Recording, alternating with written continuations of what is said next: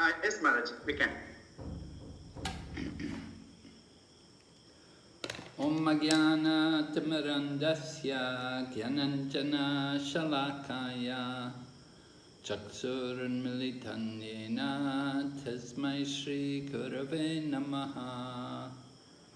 Namam Vishnu Padaya Krishna Prishtaya Bhutale Srimati Bhakti Vedanta Swaminiti Namane. Namaste Saraswati Devi Gauravani Pracharine Nirvisesha Shunyavadi Paschatya Deshatarine Vanchakalpatarubhyascha Kripa Sindhu Bhaevacha Patitanam Pavanebhyo Vaishnavibhyo Namo Namaha.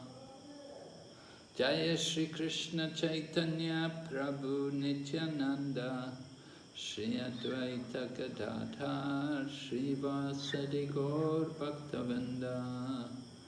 Hare Krishna Krishna Krishna Hare Hare Hare Rama Rama Rama Hare Hare. So we're continuing our study of Srimad Bhagavatam at the level of Bhakti Vaibhava.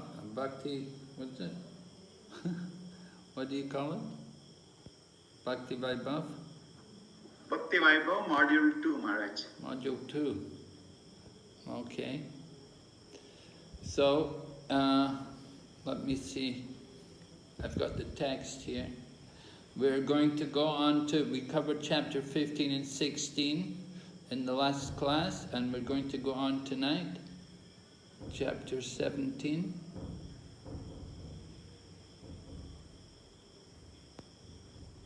What is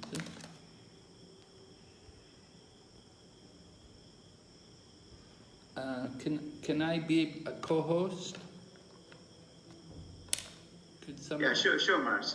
1 minute, Maharaj. Sorry. Yes, Maharaj. Now you are the co-host. Okay, thank you. So I can just go to the text.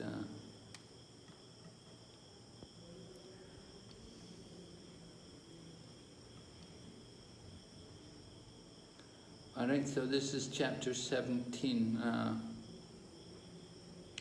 We heard about Jambudweep. Well, we heard about Bhumandala, and in the center of Bhumandala is Jambudweep, and the center of Jambudweep is Mount Meru, right?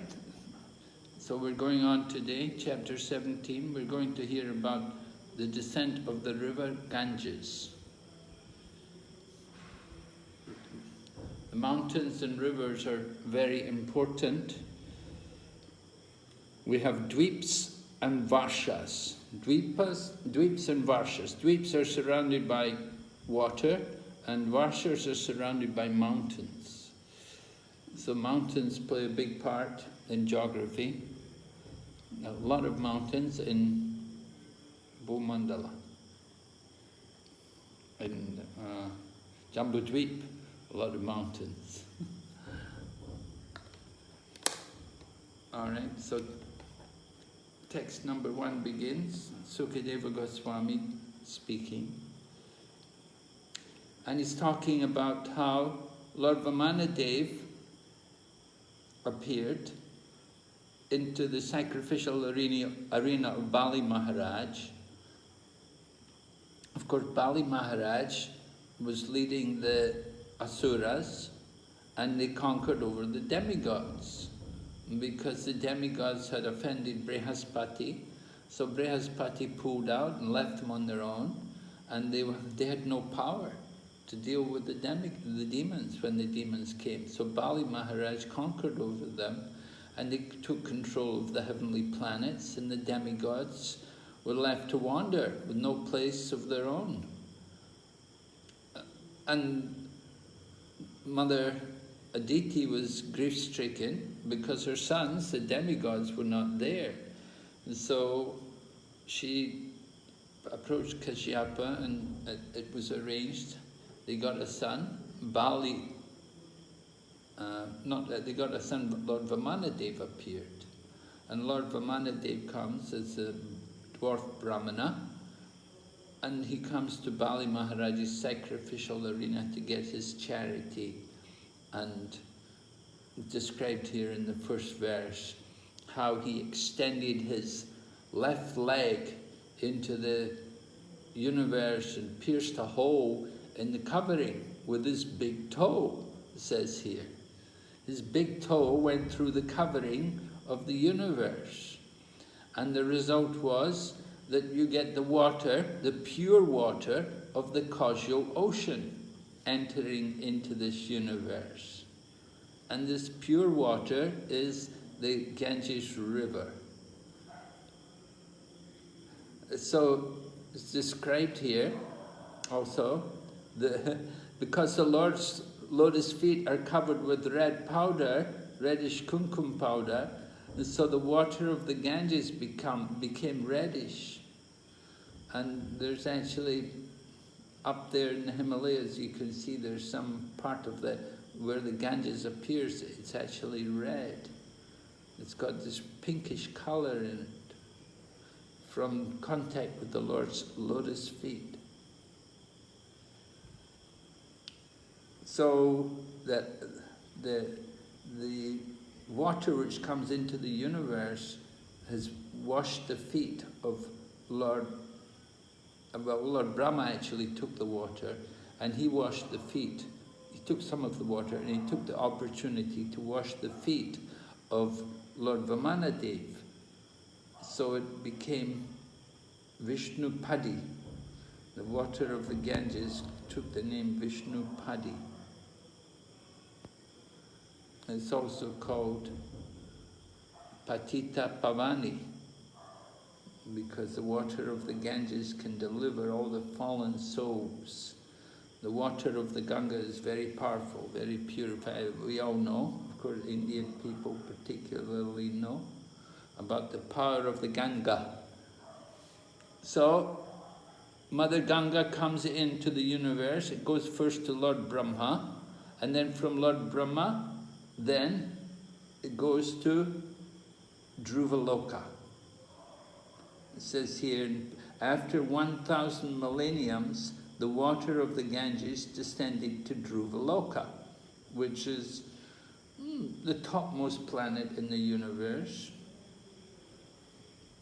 And then, after coming to Dhruvaloka, then it goes to the great sages, the Saptarishis.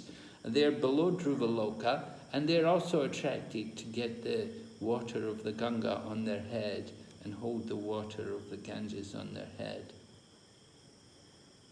So it comes from Dhruvaloka, goes down to the Saptarishis, and then from the Saptarishis, then it goes to the moon, before it comes onto the top of Mount Meru.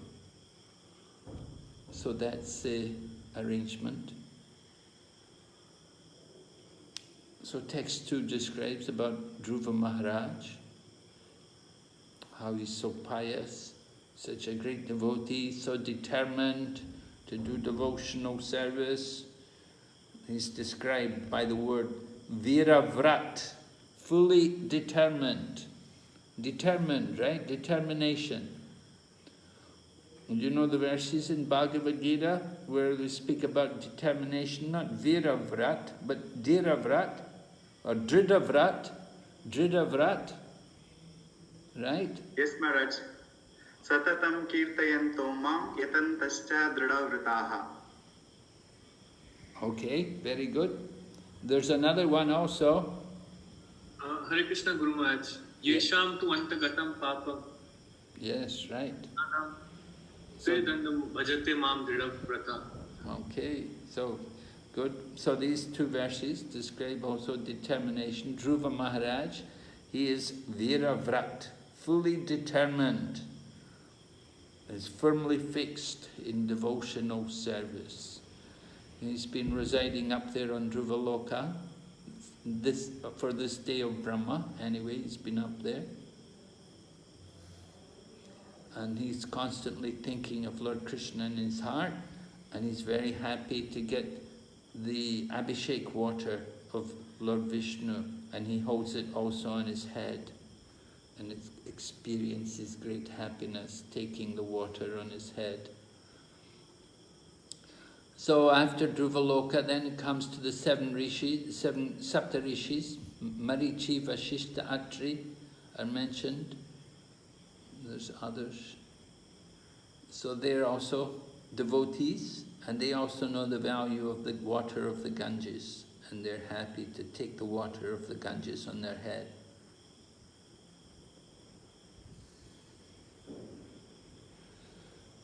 So Prabhupada in the purport talks about two kinds of transcendentalists. There's the devotees, and there's the impersonalists, or the jnanis. So they're both transcendentalists, but there's a difference, right? The jnanis, or the impersonalists, they want to merge into the Brahman. And the devotees, they enjoy spiritual relationships with Lord Krishna. So a big difference. So we don't usually get along together, we don't mix.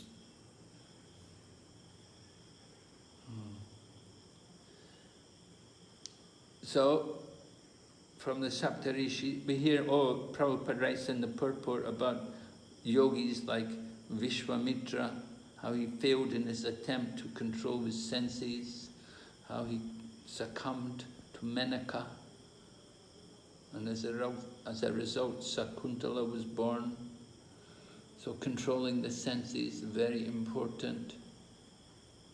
And devotees, we control our senses by engaging them in devotional service. But the yogis, they try to stop the senses. So that's discussed, of course, in the Bhagavad Gita, that it's better to be engaged in activities rather than to try to stop the senses. So the Ganga water comes down, it purifies Dhruvaloka, it purifies the Saptarishis, and then comes to Chandraloka, and then finally reaches Brahma's abode atop Mount Meru. Oh, I remember we were discussing about Brahma's abode there, and there was some question about Brahma's abode on top of Mount Meru. So of course we know Brahma has his own planet. There's Brahma Loka way up at the top of the universe. So I was listening to one devotee's commentary on this. He described this Brahma's residence on top of Mount Meru. He said it's Brahma's resort. Brahma's resort. So the demigods, they all come there to Mount Meru and the mountains around Mount Meru, where there are beautiful gardens. They all come to enjoy there. And it's a place of the pastimes, for the pleasure gardens for the demigods. They come to enjoy. So, of course you say, well, there's already enjoyment there in the higher planets. They have opulence, they have sense gratification. But some special facilities are there, special attractions, the mountains, the gardens, the lakes, the birds, the flowers, everything. Something that's also different from their own place. So the demigods are all attracted, they come there to enjoy. And Lord Brahma, he has also his resort on top of Mount Meru. So the Ganges comes there on top of Mount Meru. It's described, it's carried into the moon by innumerable celestial airplanes. So they have billions of celestial airplanes that carry the Ganga. they carry it to the moon.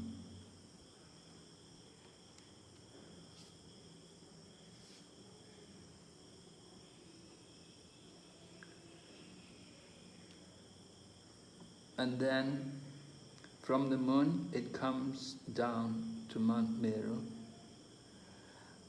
And from Mount Meru it comes down.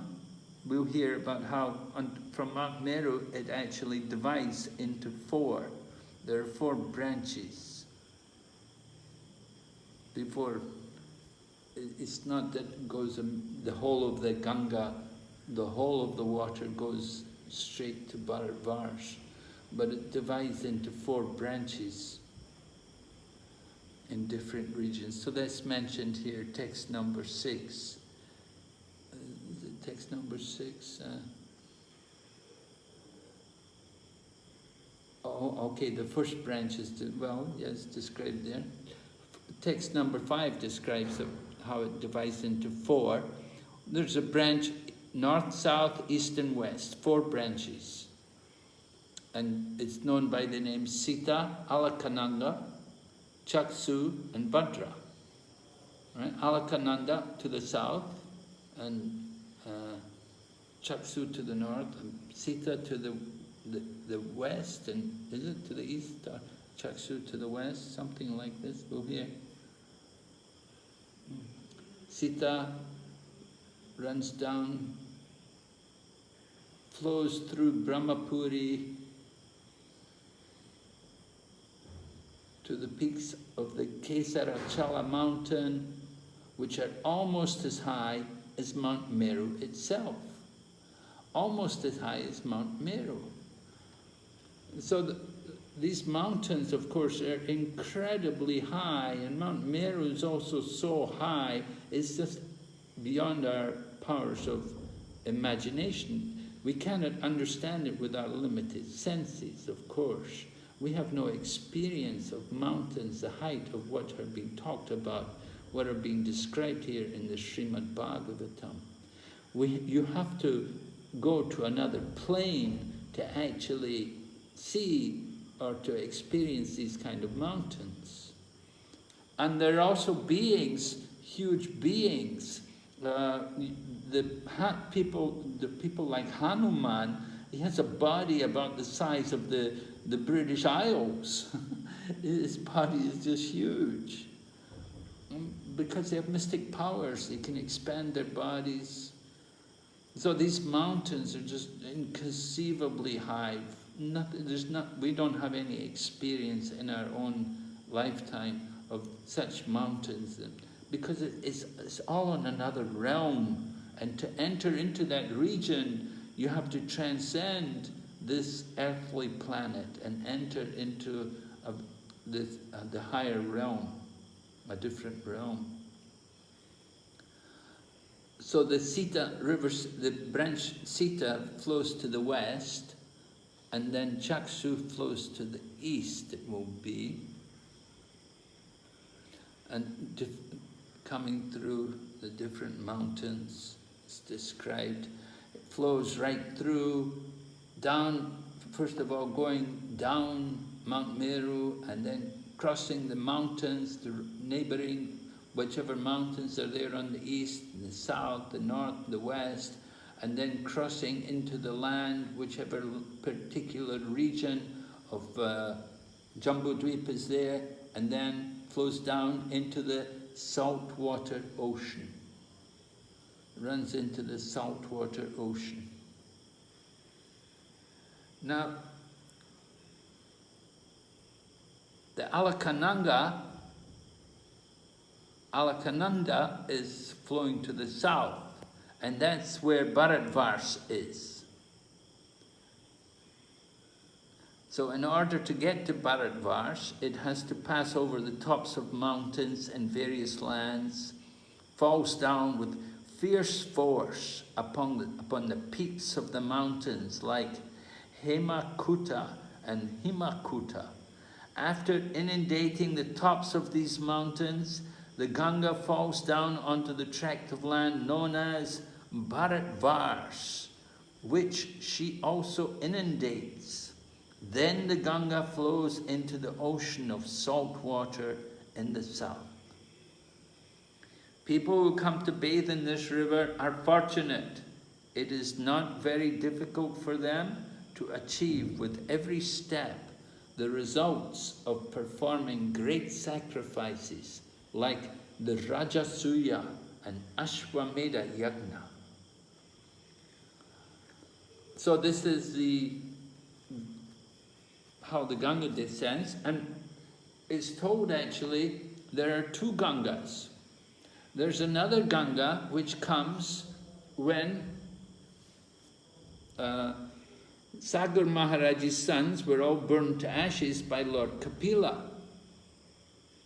So you may remember, or you may not, I don't know. Anyway, Sagar Maharaj was doing horse sacrifices, and one horse went missing, and he had 60,000 sons. He sent them to go and find the horse.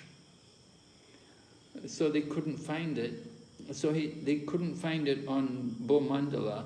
He told them to dig down, and they dug down 60,000 yojanas or something into the earth.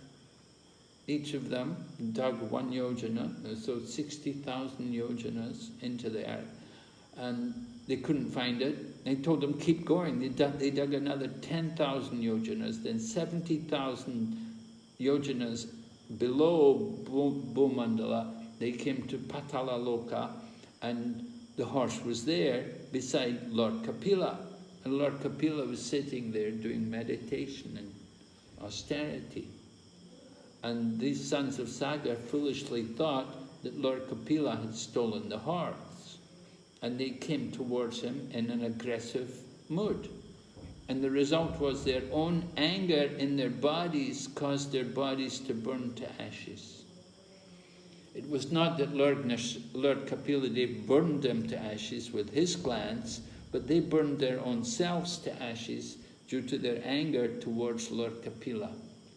So the result of their offense was they burned to ashes.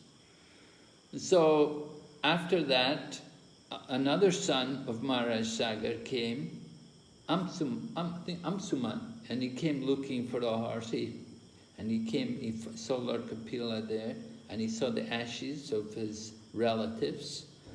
And so Lord Kapila gave him permission to take the horse, and he asked Lord Kapila about how these relatives of his could be delivered. And Lord Kapila told him, you should bring Mother Ganga down from the heavenly planets. You bring her down here, and by the touch of her water, she can purify the ashes, and they can be delivered. They can come back. They can get a form again. So Amsuman he tried to bring Mother Ganga. He was not successful. And then another one of his son tried, and then Bhagirat came. And Bhagirat did great tapasya, great austerities, and he was able to bring Mother Ganga down. So there's a place up there in the Himalayas where you can see the two Gangas meeting. You can see the one Ganga, which is coming from Bhagirat, due to Maharaj Bhagirat's tapasya, and the other Ganga. And they're different colors, and you see them both meeting, and they merge there, and it's a holy place up there in the Himalayas. Now, it's also mentioned that sometimes the Ganga is invisible. It has that kind of a quality, that sometimes it's visible, sometimes it's not. So, very, very, very special, very sacred water. So we're very conscious to always respect Mother Ganga. And Prabhupada writes, he talks about how people in India are so fortunate that they can go and bathe at so many places. They can go to the Prayag for the Kumbh Mela, and then they can come over to Gangasagar and go to Kapila Muni's ashram and bathe there. There's so many holy places along the banks of the Ganga. In fact, they say wherever the Ganga flows, that's a holy place. That makes a holy place. So the question was raised then, what about Ekachakra? How is Ekachakra a holy place? Because there's no Ganga there. So then it's pointed out that because the Pandavas came there, it's a holy place.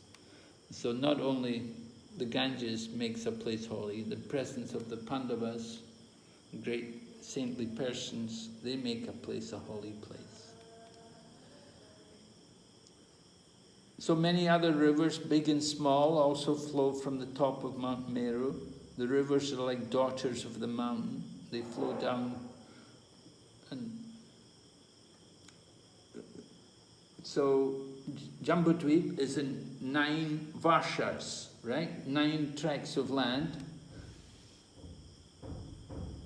And one of them is Bharatvarsh, which Bharatvarsh is like a karma stan, a place of work where people earn their karma. The other 8 dweeps in Jambudvip, there are 9 dweeps in Jambudvip. The other 8 dweeps mentioned here, they're for very highly elevated pious persons. After returning from the heavenly planets, they enjoy the remaining results of their pious activities in these 8 earthly regions. So we should understand there's different kinds of heaven, or what you say Swarga, right? We have Divya Swarga, which is, heavenly planets up there where the demigods reside, the original place of the demigods, Divya Swarga. And then coming down to Bomandala, you have Boma Swarga. And then below that, below Bomandala, you have Bila Swarga. Bila Swarga meaning the subterranean heavenly planets. And there are different, 7 planets below Bhumandala. And we know Bali Maharaj, he's residing there. And these places are very opulent. It's not that they're all hellish because they're below the region of Bhumandala. But there's no sunlight there. That's the difference. That they have to light the place by means of jewels. And you see some of these species who are living there, the Nagas and so on, they have jewels on their head to illuminate that place. So there's 3 kinds of heaven, right? You have Swarga up there where the demigods, the original residents. You have Boma Swarga, earthly heavenly region, which is here on Jambudvip, where Jambudvip is, earthly heaven. And then you have Bila Swarga. It's all heavenly, it's all dealing with sense gratification. So Bila, heavenly places in the lower regions. And then Boma Swarga Padana, the heavenly places on earth, where the 8 varshis, other than Bharatvarsh. Bharatvarsh is not so heavenly, we know that, right? Bharatvarsh is where we're coming to get the karma. When we finished up all of our pious activities mentioned here, the very pious, elevated persons, after they used up their piety from the heaven, they have a little piety remaining, and they go there in Jambudvip, in these different 8 varshas which are there, which we're going to hear about tonight. So in these heavenly planets, the results of their pious activity, they return to this earth. In this way, they're elevated to the... And so what's happening? They're going up and coming down, going up, coming down. It's like the roller coaster. Described here, this process is known Brahmanda Brahmana, wandering up and down throughout the universe. Those who are intelligent, in other words, will think how to get out. We won't want to just wander in the material universe. Of course, the material opulence is very powerful and very bewildering. We will hear about it tonight, what goes on in these 8 regions, how they enjoy. So Prabhupada writes, a devotee is never caught in the process of being promoted to the heavenly planets and again coming down. Not interesting for a devotee. Those who are sincerely seeking the favor of Krishna come in contact with a guru, a bona fide representative of Krishna. And then Prabhupada discusses about what it means to be a guru. Who is actually a guru? What's the qualification? Guru must be direct representative of Krishna, who distributes the instructions of Krishna without any change. So that's important. He shouldn't. Prabhupada always said, don't change anything. But at the same time, it's very difficult. Don't change anything. But times are changing and the circumstances are changing. But keep the principles. Don't change the principles. The details may vary, but don't change the principles. So then Prabhupada talks about who's qualified to be a guru. He says somebody may be a brahmana, he may have all the qualities of a brahmana, but if he's not a devotee of Krishna, he should not become a guru. Prabhupada, you must be a guru. If you're going to be a guru, you must represent Krishna. He doesn't see any other no other kind of guru. Prabhupada also talks about the different qualifications of the brahmana, their occupations, what they're supposed to do, right? Patan, yajan, dan, pratigraha, right? The 6 activities of the brahmana. And studying the scriptures and teaching the scriptures, worshipping the deity and teaching others to worship the deity. And then also accepting charity and giving charity. So there's one of the followers of Lord Chaitanya Mahaprabhu, he's written that in the Kali Yuga, the brahmanas are expert at only one of these 6 activities. The only thing they're expert at is accepting charity, to receive alms from others, pratigraha. The other things, they don't worry about. They don't give charity, they don't study, they don't worship, they don't teach anything. They just come and give me charity, I'm a brahmana.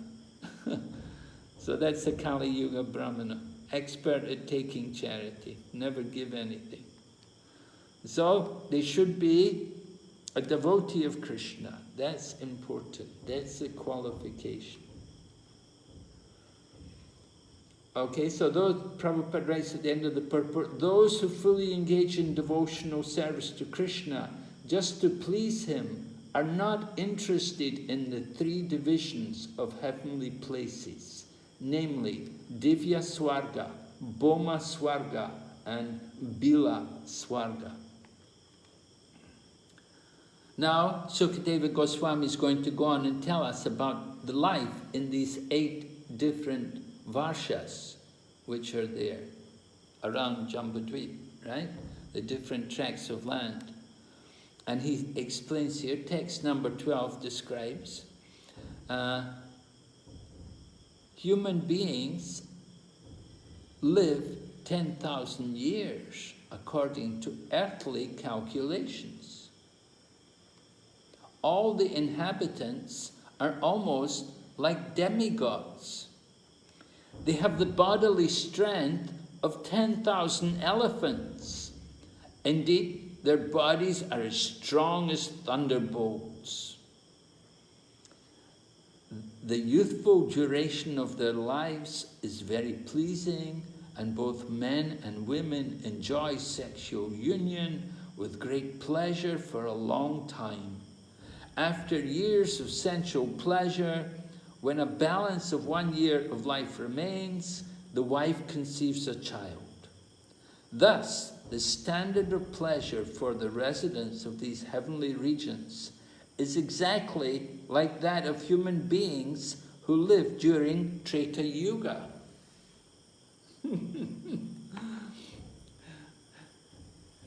Treta Yuga, first of all, we should understand that in these regions there is no Treta Yuga and there's no Kali Yuga.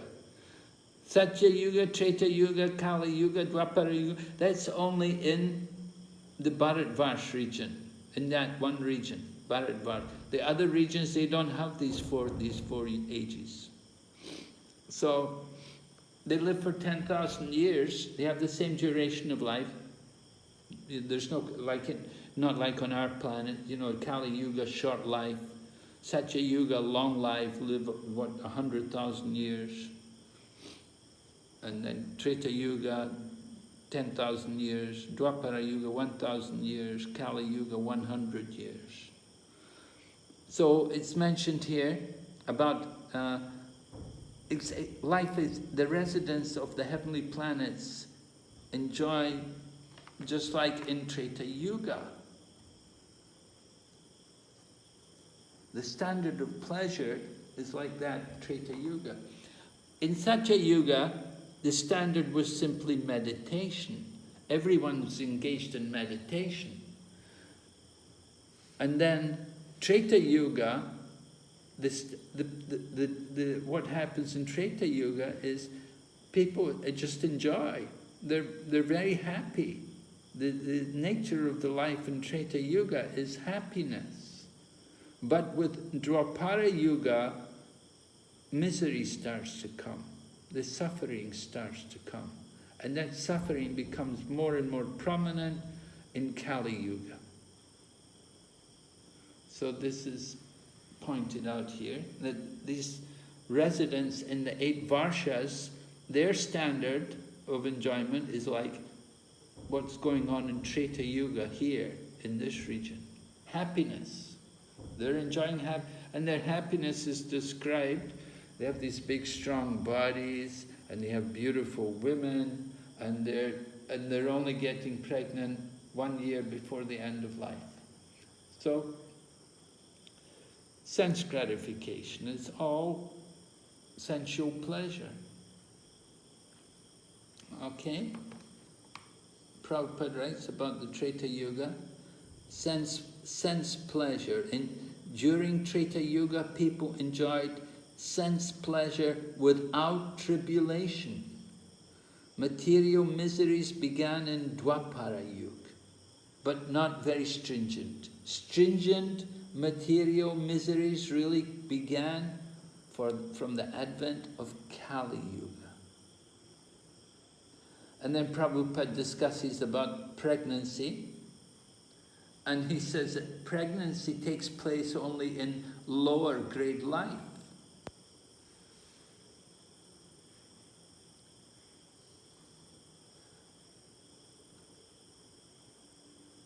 And he even talks about in the spiritual world, people are not very attracted to sex life. And people would often ask Prabhupada about that. Is there sex in the spiritual world? So Prabhupada deals with it here. He said people are not very attracted to sex life due to their exalted devotional attitude. Practically speaking, there is no sex life in the spiritual world. But even if sometimes it does occur, there is no pregnancy at all. Well, of course, you couldn't have pregnancy in the spiritual world, right? Spiritual bodies. But then Prabhupada talks about what happens on planet Earth. They said people are killing the child.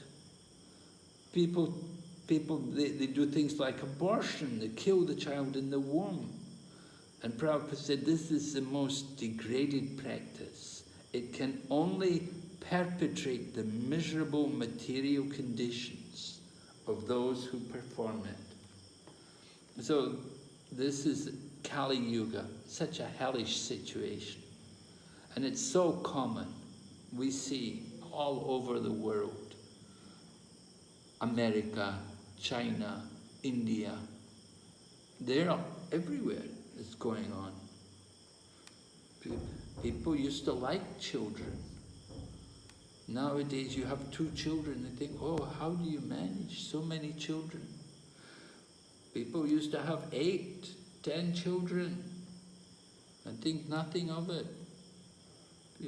But Prabhupada does also say that pregnancy is for the lower species of life. Prabhupada thought 1 child was enough. He told devotees, one child, you have 1 child, that's enough, you don't need to have a lot of children. You get it, you have your child, and then you can devote yourself more to Krishna consciousness.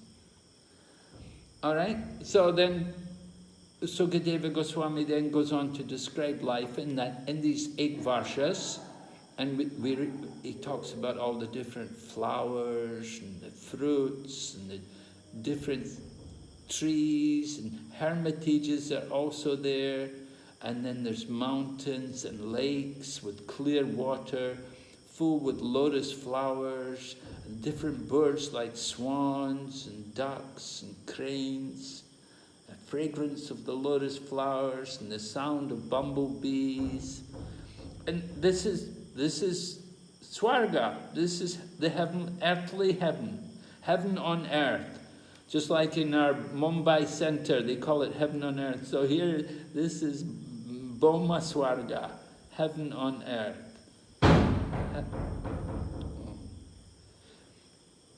So Prabhupada, Sukadeva Goswami said, in this pleasing situation, the wives of the demigods smile playfully at their husbands and look upon them with lusty desires. All the demigods and their wives are constantly supplied with sandalwood pulp and flower garlands by their servants. In this way, all the residents of the 8 heavenly varshas enjoy, attracted by the activities of the opposite sex. A material comparison on our own planet would be something like going to Hawaii. On Hawaii, you know, they have a lot of flowers and a lot of fruits and things, very good climate. Even if it rains, it's not cold. You know, you go to Europe, when it rains, it's so cold and miserable. But in Hawaii, it rains, but still it's warm. And the sun's always shining, like so people enjoy. So this is where the demigods enjoy, this place here. What we're hearing about here is where the demigods come to enjoy, or people who have used up their piety in heaven, they come down to this place. Okay, in the heavenly planets, however, Prabhupada talks about the difference between heavenly enjoyment, how people on this planet, when we get sense gratification, when we enjoy, we totally forget about Krishna. We're just totally into the body.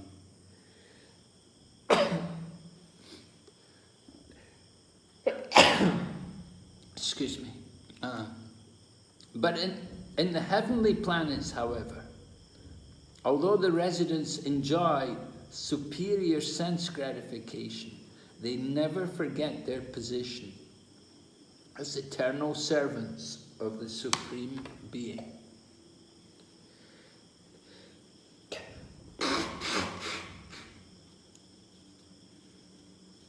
So this is a very big difference. Just like, remember when you studied the third canto, you had Kardama Muni and Devahuti, and how they were going up to the heavenly planets and they were enjoying so much sense gratification. So, they also never forgot the Supreme Lord. That's the difference. You see that these elevated beings, that they can have sense gratification, but they don't forget their relationship with the Lord. Totally the opposite on this planet. People become so degraded.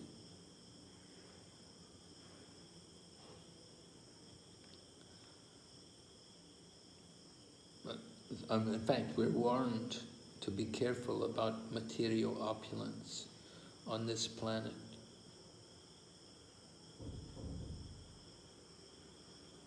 Okay, text 14, to show mercy to his devotees. In each of these 9 tracts of land, the Supreme Personality of Godhead expands himself in his quadruple expansions. Vasudeva, Sankarshan, Pradyumna and Aniruddha. In this way he remains near his devotees to accept their service. And then Prabhupada talks about how we're not able to serve the Lord directly ourselves, but we can serve the deity. We don't have the Lord personally present, but we have the Lord's incarnation in the form of the deity, the Archa Vigraha. The Lord appears in the form of the deity. So the deity is not different from the Lord. And one who's worshipping the deity, he should understand that he's directly associating with the Supreme Lord.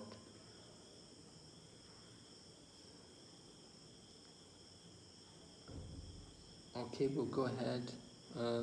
So then Sukadeva Goswami then goes on to speak about the first tract of these 9 regions. The first one he's speaking about is Ilavrita Varsh, where the only male is Lord Shiva, the most powerful demigod. And Lord Shiva, of course, is not alone, he's with his wife, Goddess Durga. And not only is Goddess Durga there, but there are also, how many billion of maidservants are there? Any foolish man dares to enter that land, she immediately turns him into a woman. I don't know if she does it, but Lord Shiva does it. It happened that Lord Shiva was enjoying with his wife on one occasion when some great sages entered in. And they entered into this region of Ilavritavarsh, which Kailash is actually there. You remember we were speaking about Kailash? The mountain of Kailash is actually there in this region of Ilavritavarsh. So that people, some sages came in where Lord Shiva was enjoying with his wife Bhavani, and she was embarrassed to see herself, not properly dressed in front of so many great sages.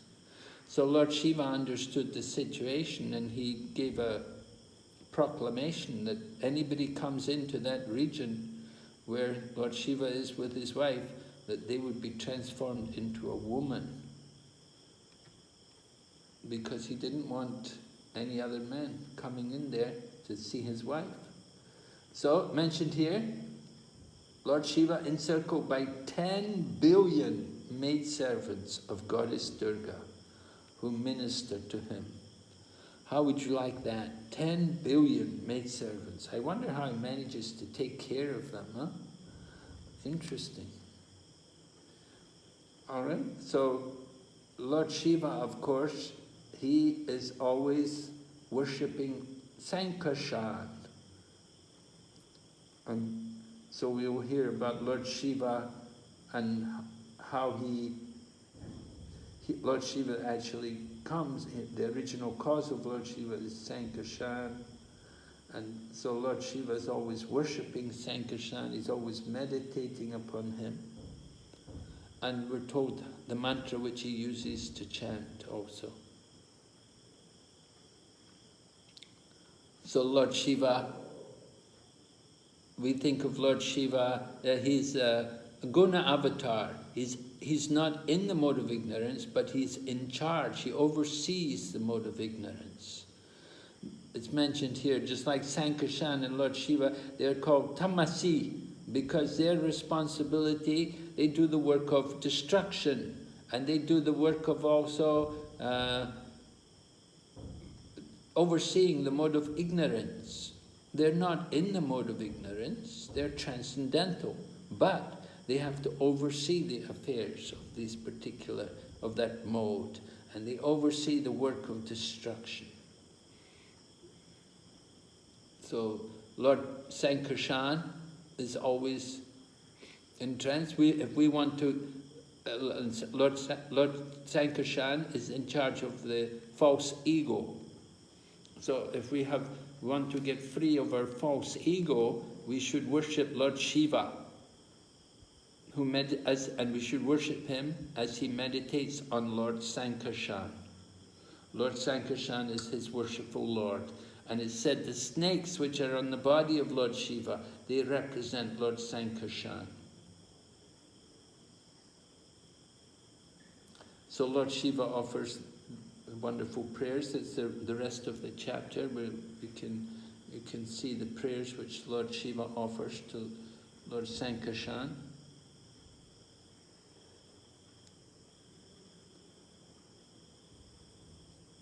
He says, you deliver your devotees from the clutches of material existence. Non-devotees, however, remain entangled in material existence by your will. Kindly accept me as your servitor. And then Lord Shiva goes on, he says, we cannot control the force of our anger. Anger management, a big issue. So many devotees, they have a lot of problem controlling anger. So, mentioned here, when we look at material things, we cannot avoid feeling attraction or repulsion for them. But the Supreme Lord is never affected in this way. Although he glances over the world for the purpose of creating, maintaining and destroying, he's not affected, even to the slightest degree. The one who desires to conquer the force of the senses must take shelter of the lotus feet of the Lord. Then he will be successful. So Lord Sankarshan is the first expansion. From Krishna comes Balaram, from Balaram comes Sankarshan, and then from Sankarshan we get Mahavishnu, and from Mahavishnu comes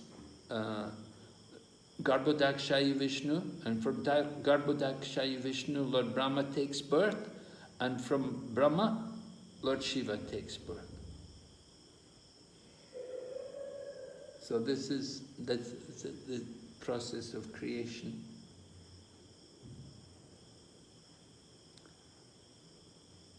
This is still the prayers of Lord Shiva. Anyone who remains unagitated, even in the presence of cause of agitation, is called dhira, or equipoised. The Supreme Personality of Godhead, being always in a transcendental position, is never agitated by anything. Therefore, someone who wants to become dhira must take shelter of the lotus feet of the Lord. And then Prabhupada quotes 213, Dhiras tatra namuyati. Right, become sober-minded, be sober about changing the body. And Prabhupada gives Prahlad as an example of a dhira. So many disturbing situations Prahlad was in, but he remained unagitated, always calm and quiet. Even Lord Brahma was frightened. So dhira, we have to become dhira. Prabhupada sometimes translates dhira as sober, undisturbed. So Lord Shiva is glorifying Sankarshan and describes the great power of Sankarshan, how the Lord in his incarnation as Shesha holds all the universes on his hoods. Each universe feels no heavier than a mustard seed to him. So all the universes are just like a mustard seed on the head of Ananta Shesha.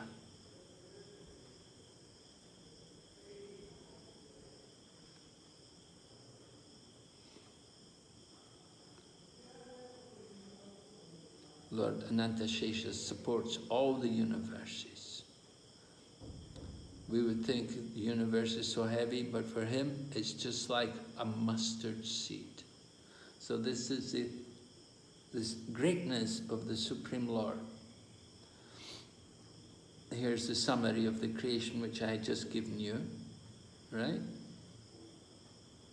From Sankarshan, Mahavishnu expands, Mahavishnu, then Garbhodakshaya Vishnu, then Lord Brahma comes from the lotus flower, from the navel of Garbhodakshaya Vishnu, and then Brahma fathers Lord Shiva, from whom all the other demigods gradually evolve. So like that, creation is explained.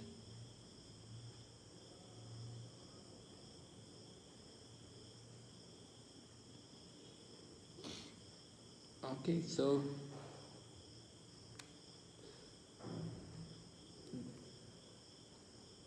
Lord Shiva is glorifying the position of Lord Sankarshan, and he describes about the illusory energy, how it conditions people to the material world.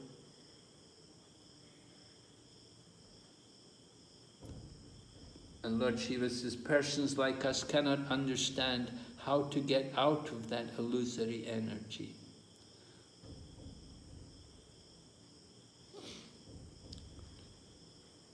So that is the fact.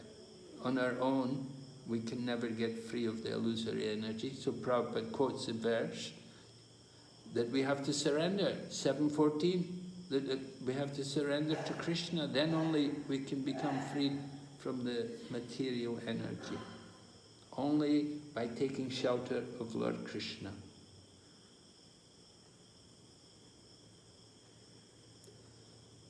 Nature is nothing but a machine operated by the Supreme Personality of Godhead. When one understands the operator, his problems of life are solved.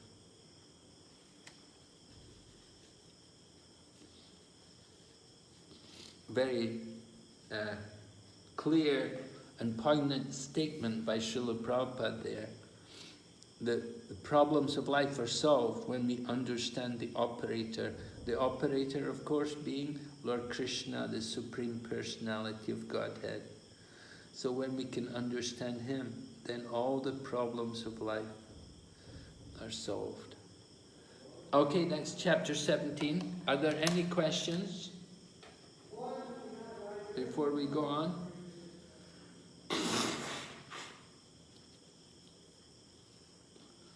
Anyone?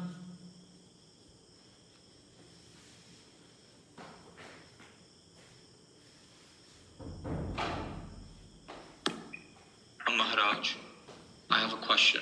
Yes, Prabhu.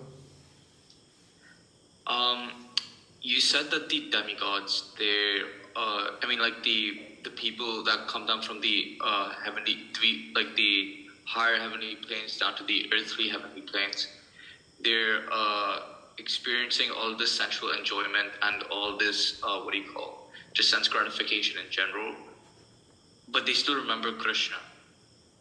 Isn't that like their goal of life? So then, aren't they in a better situation than us? So then, why can't they achieve liberation from there if they are always thinking of Krishna? Because they're also attached to their sense gratification. See? It's not that they're only thinking of Krishna in pure devotion, but they're also attached to their sense gratification. Okay, thank you. That's the problem. They want Krishna, but they also want the sense gratification. Yeah, they're pious people. We see it a lot. There's a lot of people like that. A lot of people, they're pious. They're devotees, but they want their sense gratification also. They're not going to give up their sense gratification. It's a very common scenario. We get a lot of people, our devotees are like that. How much are we going to give up? How much can we give up? Prabhupada even said, everybody has to have some sense gratification. You have to have some salt in the food. No salt, no taste. So these people, they're somehow they've got a karma which gives them that particular kind of sense gratification. Of course, you have to understand they're coming down from the higher planets. We're told that they've used up their piety in the higher planets. So the higher planets, there's also a lot of sense gratification there. And so they could get quite a taste for sense gratification. We know Indra has a lot of trouble there. So being surrounded by opulence and beautiful, the beauty of the opposite sex, and then they're given these strong bodies, big strong bodies with the strength, 10,000 elephants, and a long life, 10,000 years. We have a very short life. We have very short lives, and we have very limited bodily strength. So certainly they're going to want to, you have a big strong body, people want to enjoy sense gratification. They will need sense gratification. They can't live without it practically.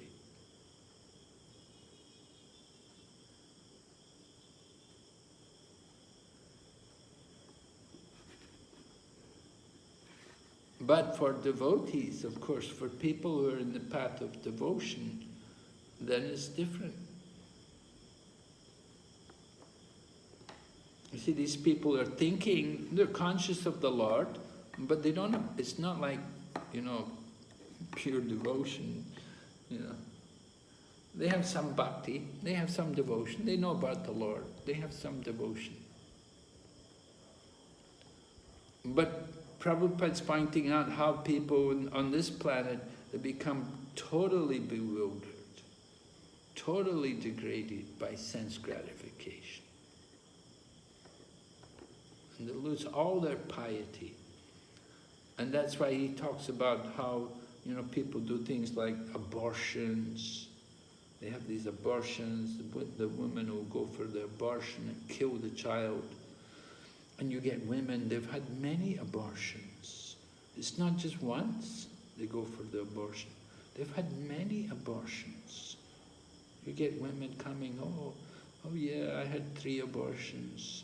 Some women even 8, 9 abortions.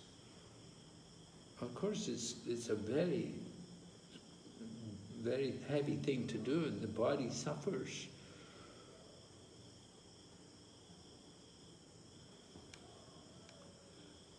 Okay. That's my comments on it. Thank you, Maharaj. Okay, no other questions? We'll go ahead. Hare Krishna, Guru Maharaj, please accept my humble obeisances. This is Rasikananda. I have one doubt, Maharaj, about Ganges coming down to the earth. Earlier I heard that based on the penance of Bhagirath Maharaj, Ganges came down and it fell on the head of Lord Shiva, and from there it came down. Can you please clarify on this, Maharaj? Yes, that's when it comes down on the earth planet. To bring it down onto the earth planet, then it had to come onto the head of Lord Shiva. Right? It's coming down from Mount Mir. Well, we said, no, I remember there were, how does it work now? There's 2 Gangas, the one that was described here, but then Bhagirath also. You see, there's 2 Gangas, and I told you about how they meet. There's a place there in the Himalayas where the 2 parts of the Ganga meet. One was originally it's Alakananda, and then the one which is brought by Bhagirath. So after Bhagirath did his tapasya, then the Alakananda became known as also Bhagirathi or Janavi or Ganga. So it's like that. The one brought down by Bhagirath, I said there were 2 parts to the Ganges, and they joined up there in the Himalayas. And the place there, I saw a photograph of it. It's a place there in the Himalayas, right there. You can see the two rivers, the two waters meeting. They're different colors. The water from the... Huh? That is Devi Prayag, Maharaj. Yeah, right. Deva Prayag. Deva Prayag, that's right. Have you been up there, Mataji? Did you go there? Yes, Prabhu. Yes, Maharaj. With the Damodar Yatra, we had been to Chardam, so we visited there. Oh, you're so fortunate. Wonderful, wonderful. So Deva Prayag, right? Is it Deva Prayag, Prabhu? Mataji's seen it. So that's... Thank you, Maharaj. Okay, thank you for clarifying that. I should have, it's a good point. I make it clear. Yeah, that's the difference. So Bhagirath brought it down on the head of the Lord Shiva. Okay, so we'll go ahead then, chapter 18, and we're going to read all these prayers. I thought what we might do is divide it up. You know, how many people do we have here? How many people are in the class? Maharaj, we have 45. Oh my goodness. But as I mentioned, the Bhakti Vaibhava students are 18, 1-8. Okay. So what I thought we could do, we could put the 18 students into groups and give them each one of the tracts of land, and then they could give us a summary of what's happening, what the prayers are, and what's taking place in each of them in their particular tract of land. I thought if we divide it up, it would make it easier, rather than if I just go through it one by one. I thought it'd be more interesting for you. We'll give you a tract of land and you can describe it for yourself, right? Because 18 people, right? And we have 9 tracts of land, including Bharatvarsh. Of course, we're not going to do Bharatvarsh today. In fact, we won't even do the tract of land where Lord Rama is worshipped, which is Lord Rama is worshipped in Kimparusha, right? Kimparusha Varsh, where all the monkeys are living. Yes, Maharaj, we can do that. We will divide into 8 groups. Yes. 2 in each, and they can discuss and they can share with the class, Maharaj. Right. Whole class. Okay. So you put the devotees into groups? Yes, Maharaj. I'll create breakout rooms. And the first... I'll put them. And yes. Group number 1, we'll do this first one. You have to tell us, what are the prayers about and what's happening there, who's offering the prayers. The first tract of land is called Bhadraswa Varsha. And then the second one, group 2, will be Harivarsha. And then group 3, Ketumala. Group 4, Ramyakavarsh. Group 5, Hiranmayavarsh. Group 6, Uttarakuruvarsh. Group 7, Kimparushavarsh. Well, I did one. I already did Ilavritavarsh. So Ilavritavarsh is done. Bharatvarsh we're not going to do. So we're left with 7. So we should have 7 groups. Is that okay, Prabhu? Yes, Maharaj. I'll create 7 groups, Maharaj. And the group doing Kimparushavarsh, that's in the next chapter. It's not in this chapter, it's in the next chapter. So that's group number 7.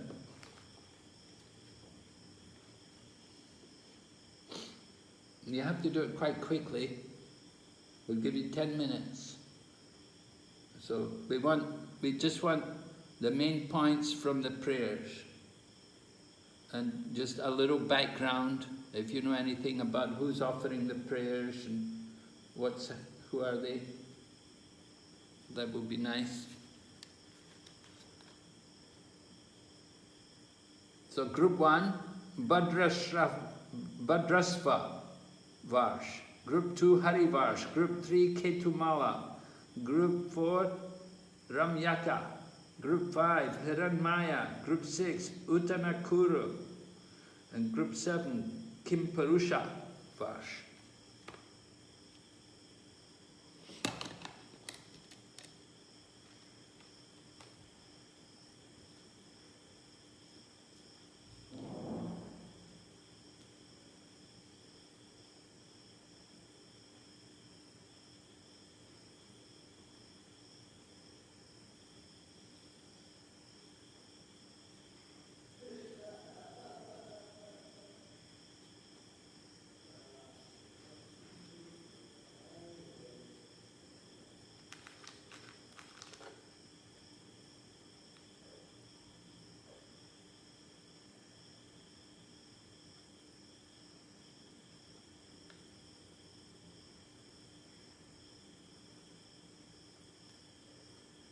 Hare Krishna Maharaj, I believe the breakout room's time limit has not been set properly, so within 10 seconds we are back. So I think that requires to be properly set by also. Yeah, Prabhu. No, all other groups were not created, so I put it back. Just I'm creating again. Just hold for a second. Okay, in this case, Prabhuji, instead of room number, there you please also put which varsha we are discussing, so that we are clear. We were not very clear about that. Okay. Well, I gave the numbers. Group 1 was Bhadrasva Varsh. Group 2, Hari Varsh.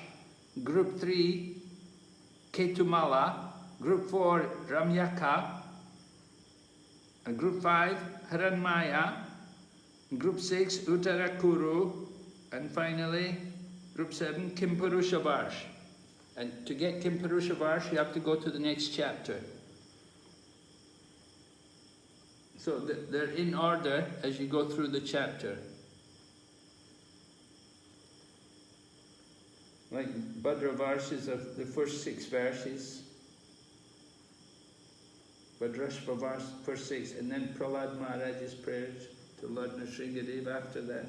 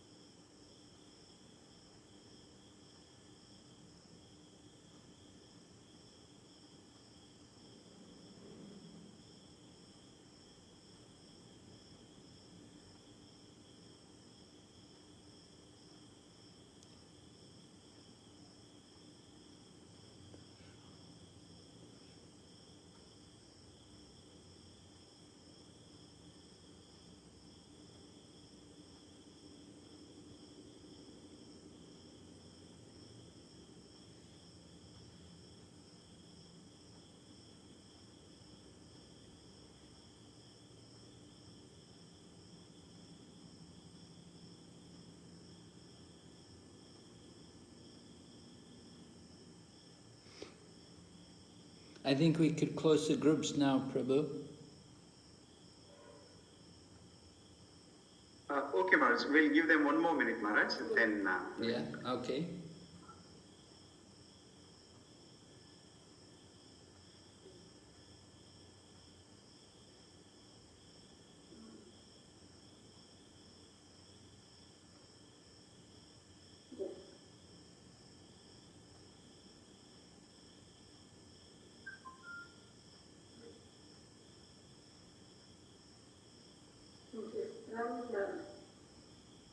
Although the Lord is completely detached from creation,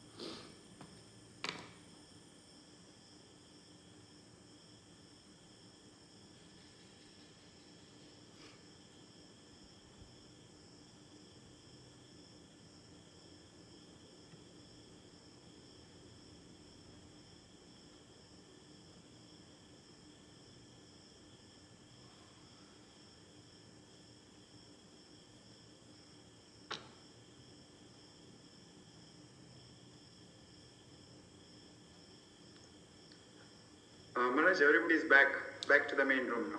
Okay, so who's the leader, spokesman for group number 1? We just like you to summarize for us something from the message of Bhadrashva. Hare Krishna Maharaj, I am Revati Gopi speaking, Maharaj. Yeah, this is about Bhadrashva.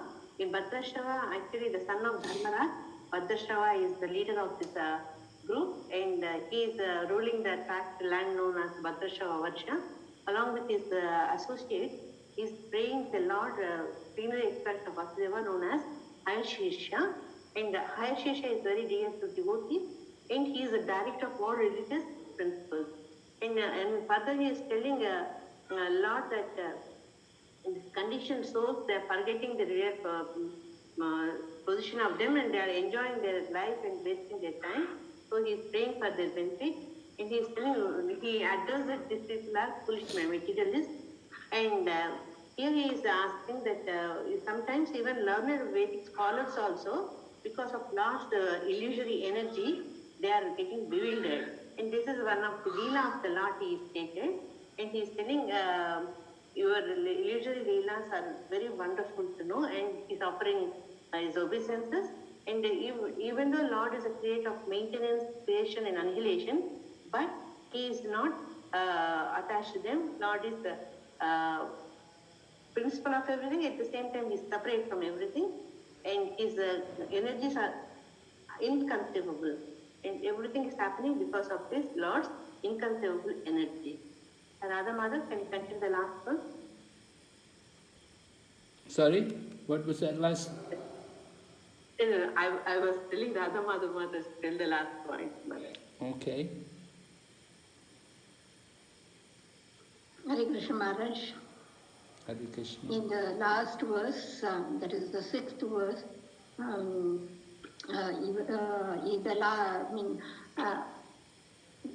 the ignorance personified assumed the form of the demon and stole all the Vedas and took them to the planet of Rasatala, and the Supreme Lord in the form of Hayagriva retrieved the Vedas and returned to Brahma, and for that Supreme Lord they are offering the respectful obeisances.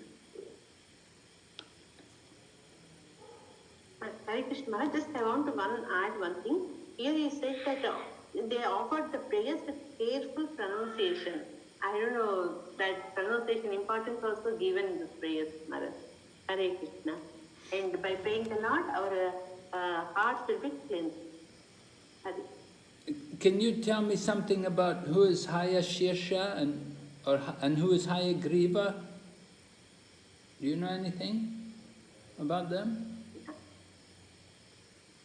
Hare Krishna, according to my understanding, Haya Shesha is in this in Bhadravarsha, the Lord's expansion, which is known as Haya Shesha. Hayagriva is the Lord, one of the avatara, if you can say. Then he was in the form of heart-headed, and he went and he saved the Vedas from the Madhukaitaba demons. As I remember, if I am wrong, please correct me. Hayagriva is the form of a horse, huh? Yes, heart-based. That's why generally we will read that Hayagriva Stuti for the knowledge. Okay. But Haya Shirsha, you say, is the expansion of, said here, the plenary expansion of Vasudeva. Haya Shirsha. And every Varsha, they are praying one presiding Lord. Like that, in this Bhadra Varsha, Lord is known, worshipped as Haya Shirsha.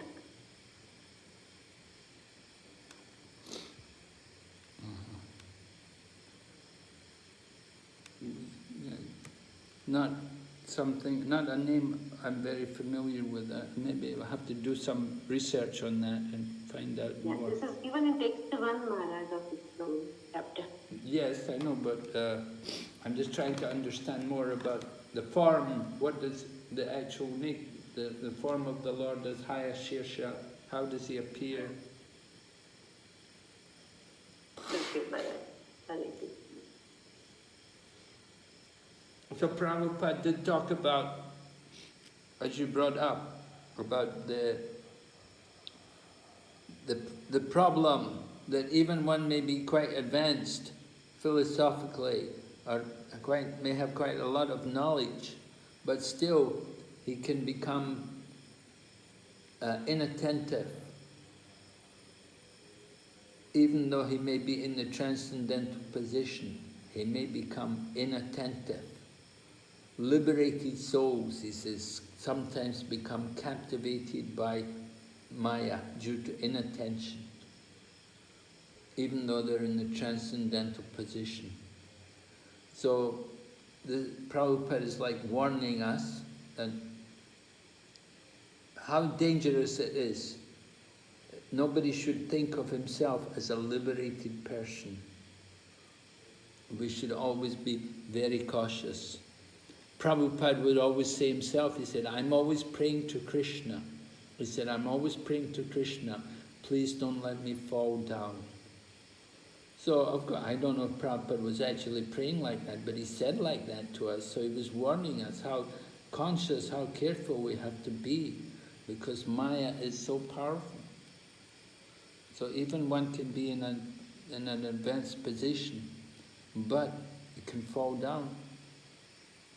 And in this section also, there's some discussion about why does Krishna allow us to do sinful activities? Would you like to comment on this, Mataji? Why does Krishna allow us to do sinful activities?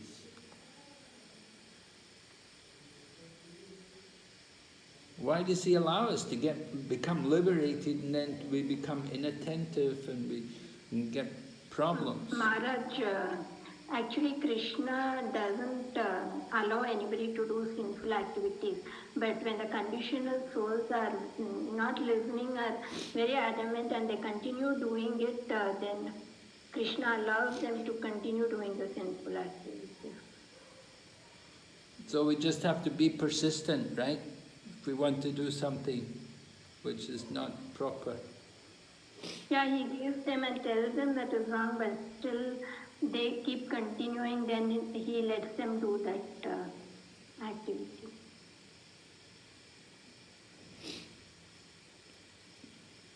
So Krishna is so kind. Yes, Maharaj. Is it kindness that he allows us to do sinful? Shouldn't he be more merciful to us? Shouldn't he stop us from doing sins? He doesn't stop if they're persistent. He doesn't stop them because he's very kind. Maharaj, I feel that the little independence which he gave us, he don't want to take away that independence. So sometimes, even though we are doing mistakes, Lord will, through us, he'll tell us this is not correct, but still we are doing because of that independence which Lord gave us with mercy, we are not using properly, we are misusing that.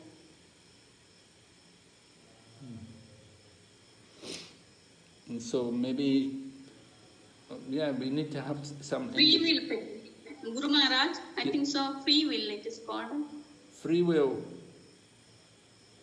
It gives us free will. Maharaj, Yes. Hare Krishna. Hare Krishna. Yes? He also stops us, Maharaj, but we have to listen to him. When as the Chaitya Guru, he tells us, please don't do it. But we don't listen to him, we ignore him. And then he says, you take the responsibility of this karma. Okay, that's a good point, that he will give us the freedom, but we have to also take the reactions from it. Yes, Maharaj. Yeah, that you do it, you go ahead, you do what but you will get the reactions, and you're responsible. And Krishna says in Bhagavad Gita, I'm not responsible for the sinful or pious activities. The people themselves are responsible. In Bhagavad Gita, also 3rd chapter, Arjuna is asking, why are we impelled to sinful activities, even unwilling, as if engaged by force? And Lord Krishna said this is due to lust. So, we could say that because of the lust in the heart, the living entity desires to act sinfully. The mercy of the Lord is to let us suffer. Just like Prabhupada said, when he was a child, there was a fan. And so he wanted to touch the fan. And so his father was saying, no, don't touch it. But he wanted to touch it. So his father said, all right, go ahead, put your hand in. So he put his hand a little near it, and he got hot, and then he pulled his hand back. And then he didn't want to do it anymore. Once he got hit, once he hurt his hand a little bit, he didn't want to do it anymore. And his father said, go ahead, put your hand in. And Prabhupada said, no, I don't want to.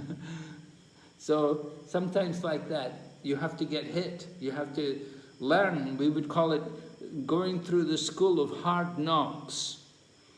You get a hard knock, then you're more careful next time.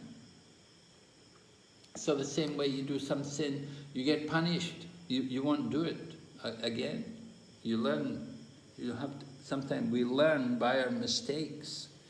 So we could say Krishna allows us. It's a learning program that he gives us that chance. Sometimes we have to learn the hard way.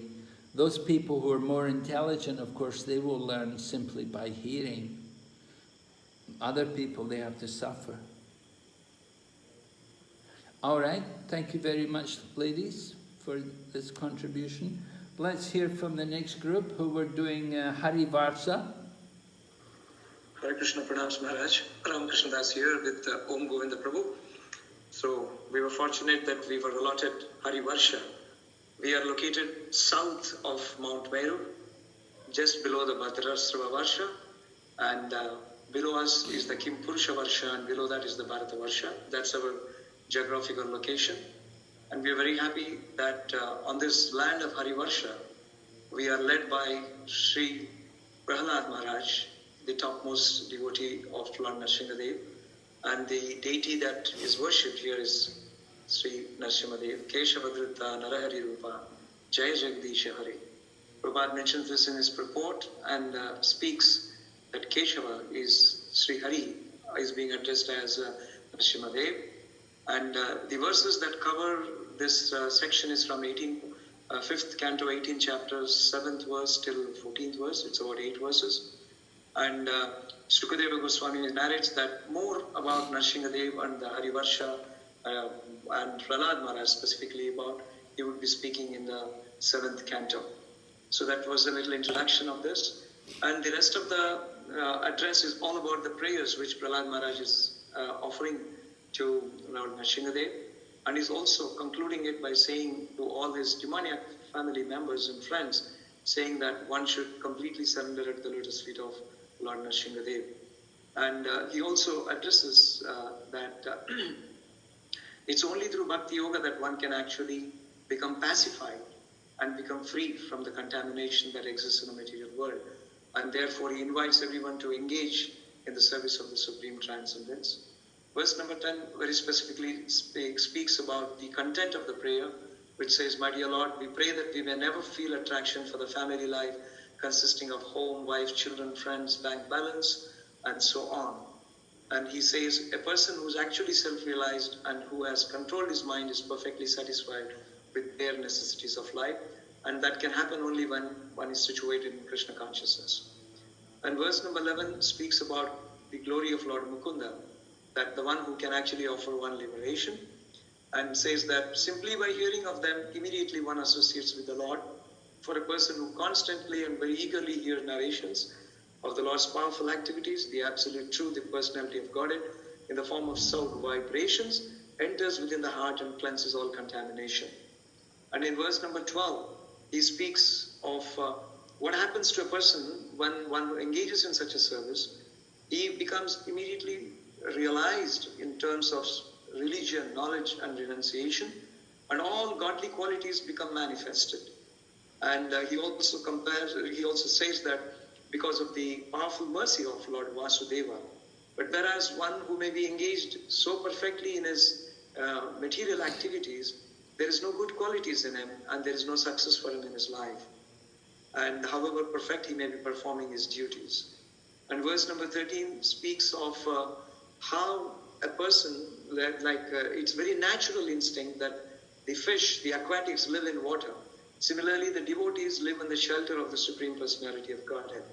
And thereby, not being attached to that position of natural attraction to the Lord is actually a great loss. And it's only like a foolish young couple who are attached to each other and bereft of all the spiritual qualities. And in the 14th verse, he concludes by saying that simply take the shelter of the lotus feet of Lord Nrsimhadev, which are the actual shelter of fearlessness. And thereby, what is that we can defeat? The indefatigable desires such as moroseness, anger, despair, fear, desire, and false prestige, all of which result in the repetition of birth and death. So these are the glories of Prahlad Maharaj in his service to Lord Nrsimhadev from Hari Varsha. This is Ramakrishna Das with Om Govinda Prabhu. Hari Om. Thank you, Prabhu. Very nice. So just to go over again some of the points. Yes, there's some very wonderful verses in this section, a couple of very wonderful verses, particularly the first verse, number 8, which is often recited. Right? Om Namo Bhagavate Narasimhaya Namastejas Tejaseya Vir Bhava. Like that. Lord Prahlad Maharaj is offering prayers to Lord Nrsingadev. Kindly vanquish my demonic-like desires for fruitive activities. Please appear in my heart, drive away my ignorance.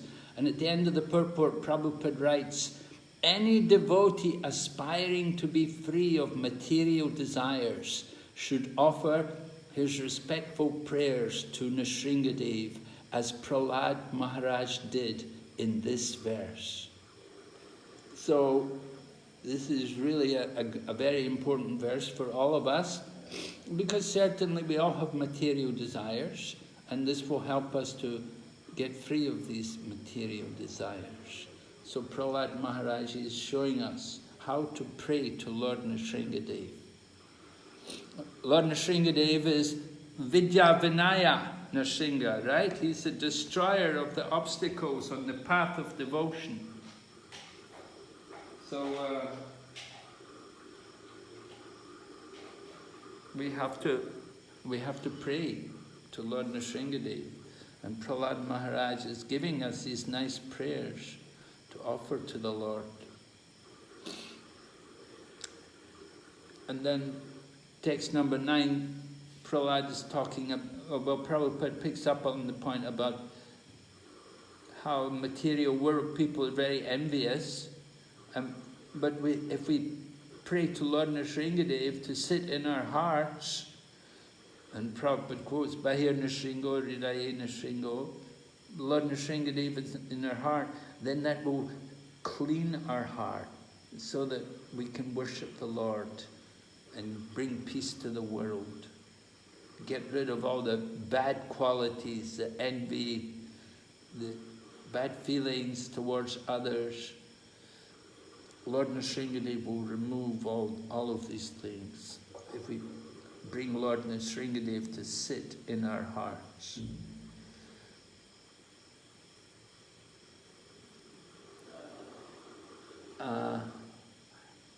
And Prabhupada also discusses about the importance of prayer and how a devotee should pray. Praying, of course, is one of the items, 9 angas of devotional service. Prahlad Maharaj, he's expert in remembering, but at the same time he also shows us how to pray. The first desire, Prabhupada said, the first desire expressed in his prayer is Swasti astu vishvasya. Let there be good fortune throughout the entire universe. So Prahlad Maharaj requests the Lord to be merciful to everyone, even his nasty old father. So devotees, we want to follow in the mood of Prahlad Maharaj, having that feeling, compassion, concern for others. Prabhupada's mood and mission is described in the purport, that's this text number 9. If the Krishna consciousness movement spreads all over the world, and if by the grace of Krishna everyone accepts it, the thinking of envious people will change. Everyone will think of the welfare of others. So that is devotee. You're thinking about others. We're thinking about others. Prahlad Maharaj has that mood.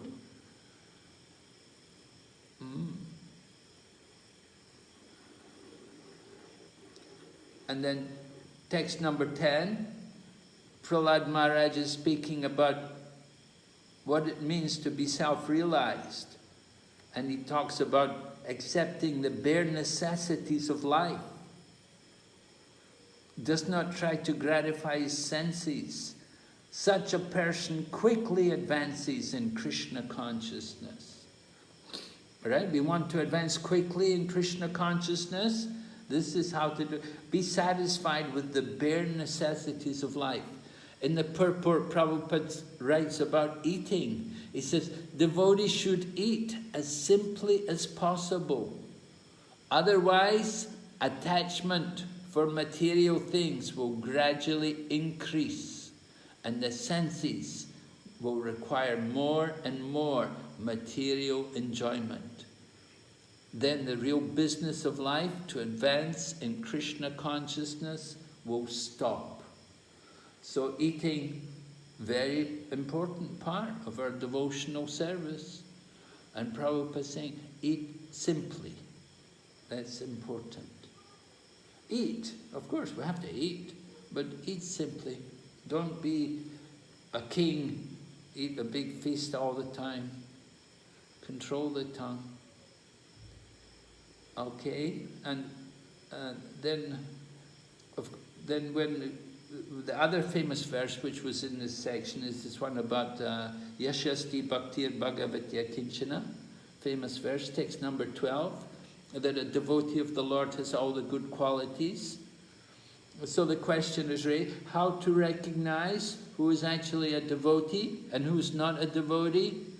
And Prabhupada says, he said, you can tell by the qualities which they've manifest. One who is actually a devotee, a Vaishnava, he will have the good qualities. And the different qualities of a devotee are all listed there. So, a very instructive point. And for devotees, we need to be conscious of everything. Okay, and all right, I think that was the other point, all the points covered. So next one, we'll hear group number 3 from Ketumala, Varsha. Yes? Hare Krishna Maharaj. I'm Sugna Vrinda here. Maharaj, in Ketumala we try to understand that this Ketumala Varsha, the Lord in the form of Kamadev is residing with Lakshmi Devi. He stays here to please Prajapati Samvatsara, whose son and daughter are the controlling deities of the day and night respectively. So we try to understand here in 15th verse, and then in the 16th it says that Kamadev pleases Lakshmi, that is Rama. And very beautifully it is explained, Maharaj, that the beautiful face, the gracious movement, the mild smile, movement of his eyebrows and playful glances, Lord Kamadev pleases Rama and enjoys the transcendental senses. In the text 17, we try to understand Lakshmi Devi is worshipping Kamadev. During the day, she is accompanied by Prajapati, that is Samvatsara's son, and during the night, she accompanies by his daughters. Absorbed in devotional service, she chants. So this text 18, the mantra, which in detail we try to understand what is the text 18 saying, that obeisance is paying obeisance to Lord Rishikesh.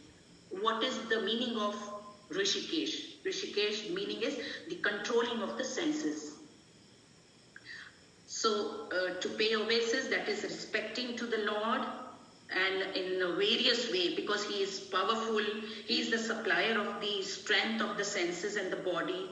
He is the supreme husband or master of all living entities. He is the supplier of all necessities for the devotees, of whom 5 sense objects and 11 senses are partially manifested. And then it says, may he always be favorable towards us in this life and the next life. And then in 19th verse, we try to understand, material husbands are dependent, but woman who worships Lord for as a husband to satisfy their senses are surely under illusion, that is Maya. So in being in Maya, many ways it is explained. If you give me a minute, I will just...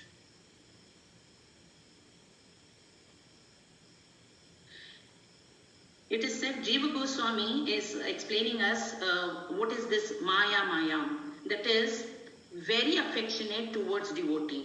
But at the same time, it is said by Srila Vigraha Aghava says this meaning is when one is very affectionate to an intimate relationship, one is described as Mayama.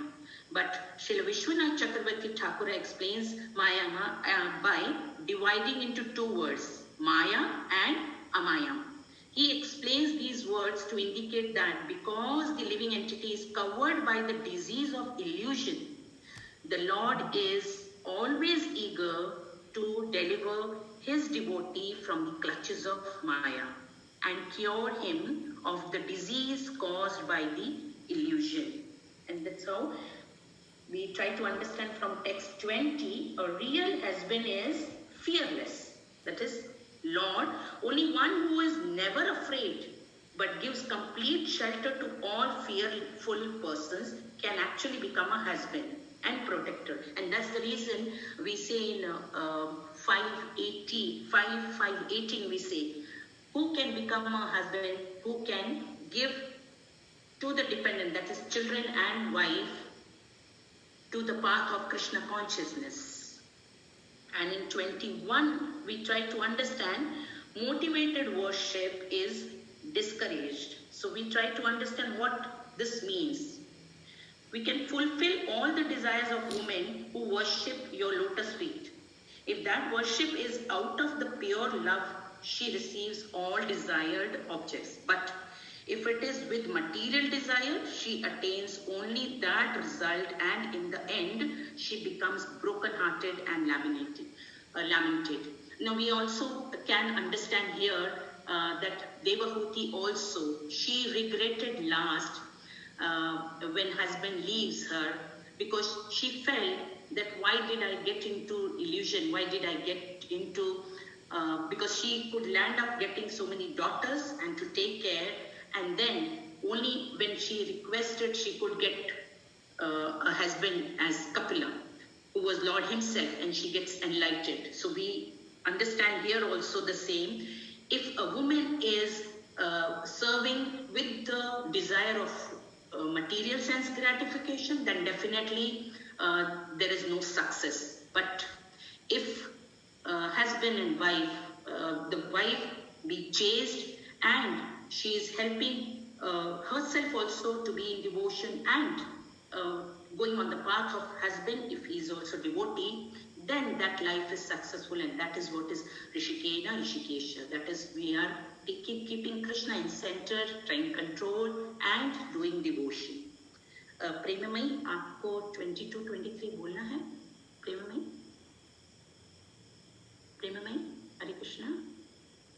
Satyabhama. Jagan Prabhu, you can hear me? Yeah, I can hear you. Yes, Mataji, we can hear you. But I think I Mataji wanted to call Mataji. Okay, then I will complete Maharaj 22-23 also. In this, Lakshmi does not favor non-devotee.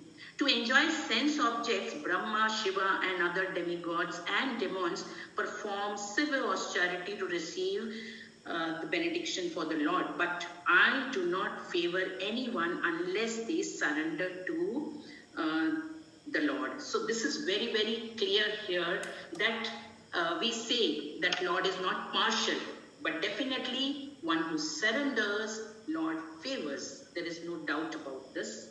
And in 23rd also it says, placing me, it says, placing me on your chest. That is, Goddess of Fortune, it is addressed here.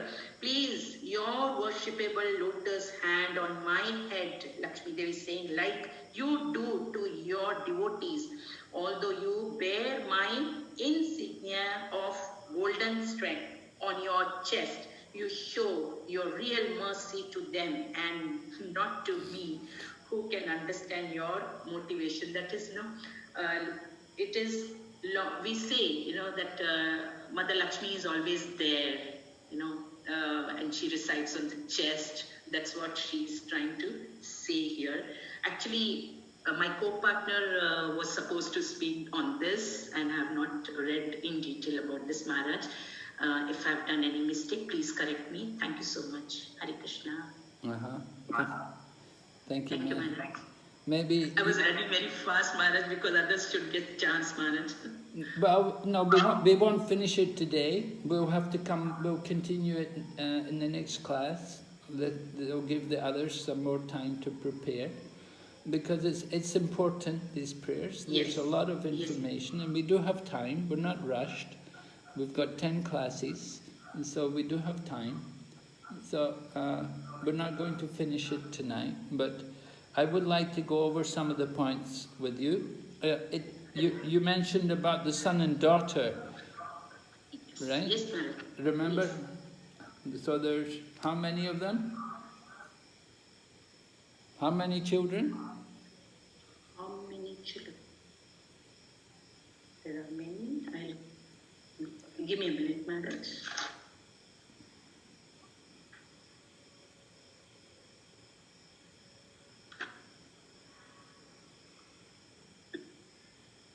The Prajapati, right? He was a Prajapati. So he had a lot of children. He had a lot of children. And the sons represent the day and the daughters the night.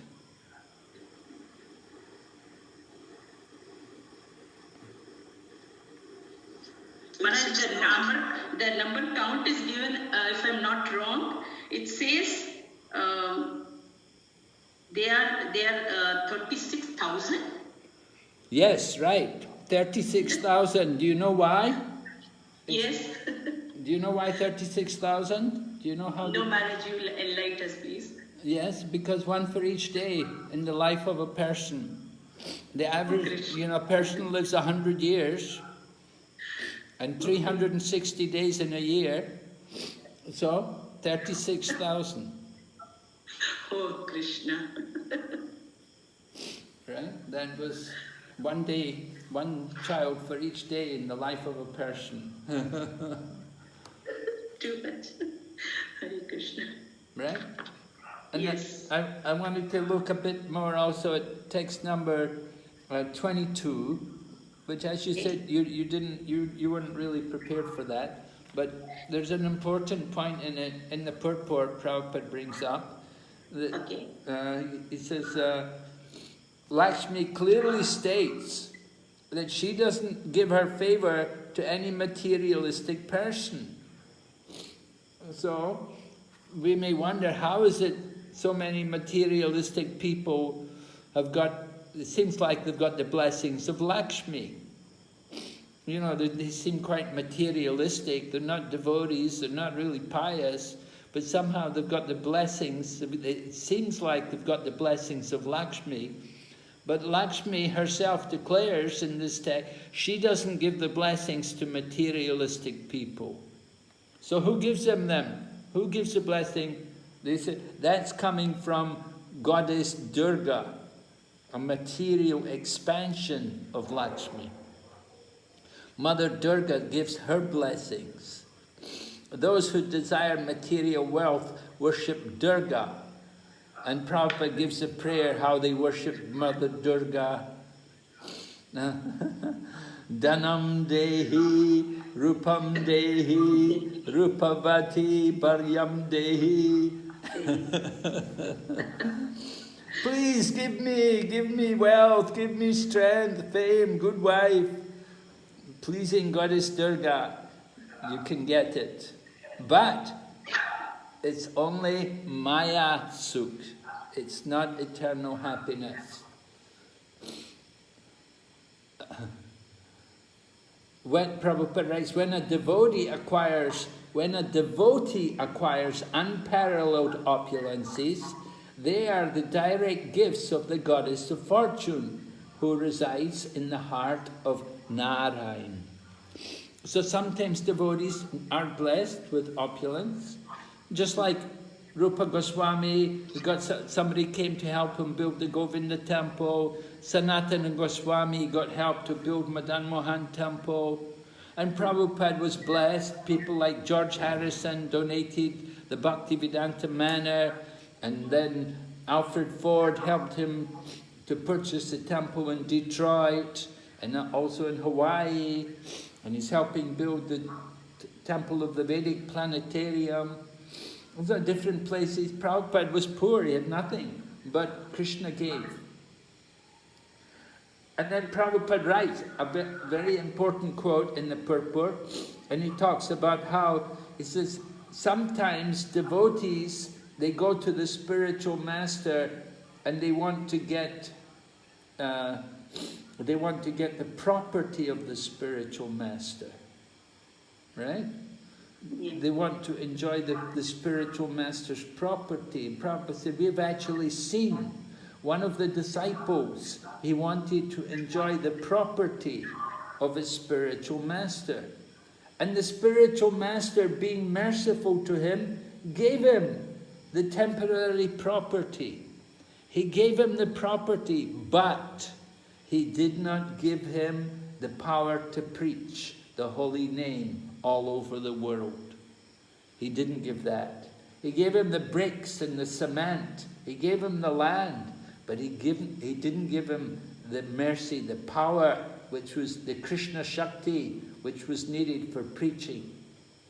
And Prabhupada said, that special mercy of the power to preach is given to a devotee who does not want anything material from his spiritual master, but wants only to serve him. So this is a very important point. And then Prabhupada gives the example about Ravan, how Ravan tried to take Sita from Lord Ram. He wanted to enjoy Mother Sita. And look what happened to Ravan. Look how he and all of his family, they were all vanquished. Oh, so that's, I thought it's a very powerful purport there. And then text 23 also goes on, because Lakshmi was saying that that you show your real mercy to your devotees, not to me. Lakshmi didn't get the real mercy of the Lord. And Prabhupada brings up the point how Mother Lakshmi didn't get to join Rasa Leela. Although she wanted to join Rasa Leela, she didn't get that opportunity to go into Rasa Leela. And Prabhupada quotes in the purport quite extensively how Lord Chaitanya was talking with Venkatabhatta in Sri Rangam, because Venkatabhatta, he's a Ramanuja Vaishnava, and they worship Lakshmi as the goddess of fortune, and they say Krishna and Vishnu are the same, and Lakshmi, what about Mother Lakshmi?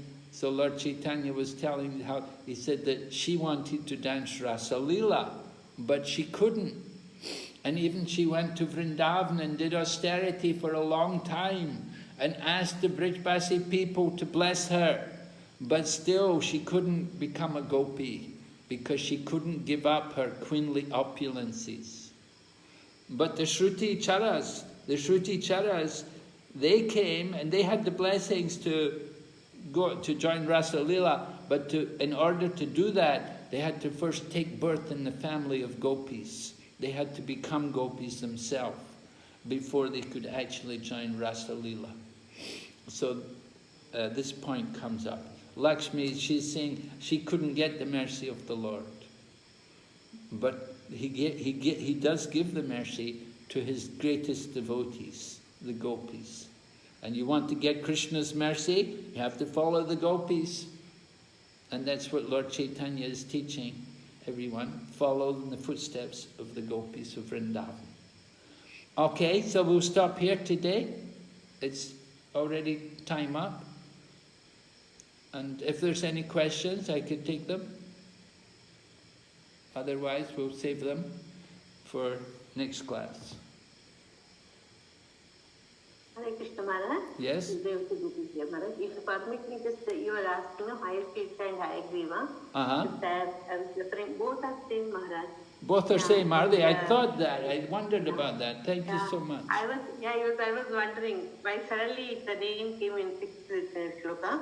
So it stated that this when Lord Brahma This sacrifice Lord appeared in the form of Hayagriva with horse-faced body, and he killed the Madhukaitava and he destroyed the Vedas. Okay, very good. Yes, thank you very much. Very nice Hare of you, Krishna, Mataji. Maharaj. Hare Krishna. Okay, thank you very much. So we'll meet on Tuesday night.